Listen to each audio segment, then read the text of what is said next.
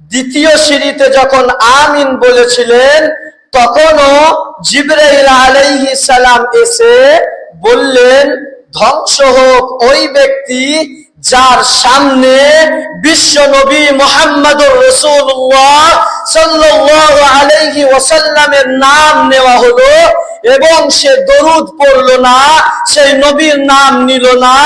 ধ্বংস হোক সেই ব্যক্তি, লানত পড়ুক সেই ব্যক্তির উপর। তখনও নবীজি সাল্লাল্লাহু আলাইহি ওয়াসাল্লাম বললেন, আমিন।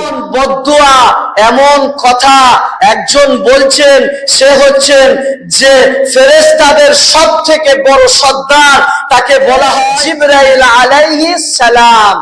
সে তো বদদুয়া করছে, তার উপরে সিলমোহর লাগিয়ে দিচ্ছে, তার উপরে স্ট্যাম্প লাগিয়ে দিচ্ছে বিশ্ব নবী মুহাম্মদুর রাসূলুল্লাহ সাল্লাল্লাহু আলাইহি ওয়াসাল্লাম। এ দোয়া মিস হতে পারে না।